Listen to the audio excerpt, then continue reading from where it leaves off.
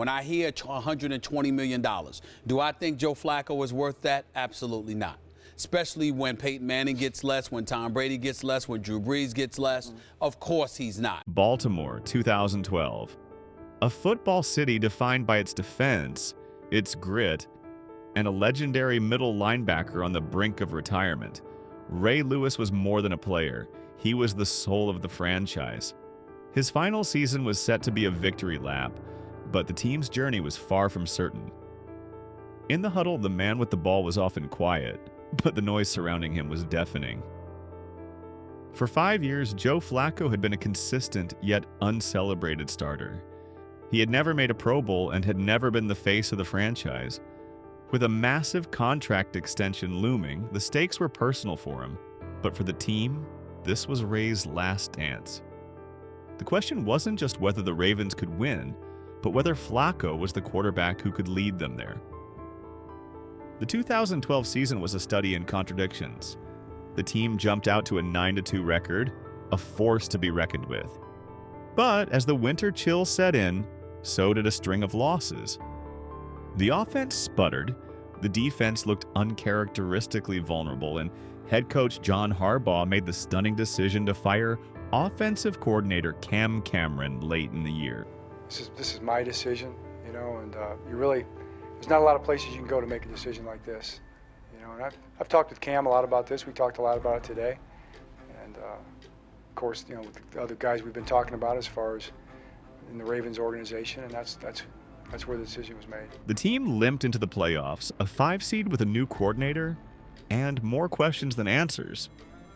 They were not seen as Super Bowl contenders, they were merely survivors. The emotional farewell tour began at home against the Indianapolis Colts. For the first time all season, the focus wasn't on the team's struggles, but on the man in the number 52 jersey.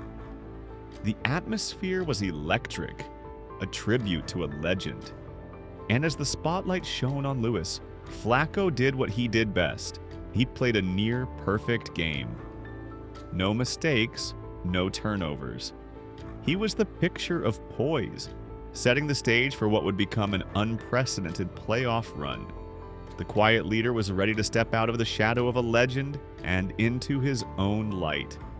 The next stop was Denver, against the top-seeded Broncos and Peyton Manning. The air was thin, the temperature was frigid, and the Ravens were massive underdogs. The first half was a seesaw battle, with Flacco trading blows with one of the greatest quarterbacks in history. But with 31 seconds left in the half, Flacco unleashed a 59-yard touchdown pass to Torrey Smith, a sign of what was to come. It was a bold shot, and it signaled that Flacco had a different mindset, that he was willing to do whatever it took to win. The AFC Championship was a rematch of the previous year's heartbreak against the Patriots. But this time, the narrative was different. Flacco was no longer just a game manager, he was a difference maker. He faced off against Tom Brady, and for 60 minutes, he was the better quarterback. He was sharp, confident, and threw 3 touchdowns, leading the Ravens to a dominant 28-13 victory. After the game, a reporter asked him if he played like he was on a hot streak. Flacco, with a quiet confidence, simply stated, "I didn't think I was hot. I just thought we were playing football." Super Bowl XLVII was the ultimate family feud. Brothers John and Jim Harbaugh coaching against each other. For the first half, it was all Baltimore. Flacco was masterful, throwing 3 touchdown passes to 3 different receivers. His poise was palpable. He looked like the most confident player on the field, leading the Ravens to a 21-6 halftime lead. The game seemed all but over, and then the lights went out. A massive power outage plunged the Superdome into darkness and the game into a surreal pause. The blackout became the defining moment of the game. It killed the Ravens' momentum and gave the 49ers a chance to regroup. When the lights came back on, the momentum had completely swung.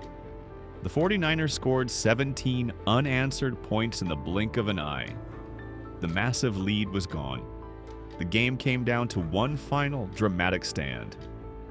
The 49ers had the ball at the Ravens' 7-yard line with under 2 minutes to play. They had 4 chances to score a game-winning touchdown, but the Ravens' defense, fueled by the spirit of Ray Lewis, held their ground. On 4th down, an incomplete pass sealed the victory. A final desperate stand with Joe Flacco watching from the sideline. A safety and a game-ending punt sealed the deal. As the confetti rained down, the narrative was complete. The underdog quarterback who had been doubted for his entire career had won it all. He finished the postseason with a record-tying 11 touchdowns and 0 interceptions. He was named the Super Bowl MVP. It wasn't a flashy, charismatic victory.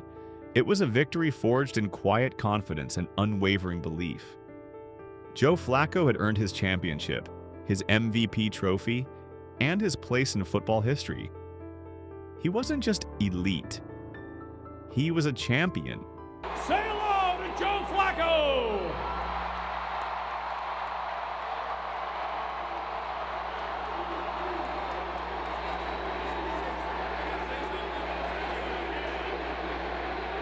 Baltimore! We did it!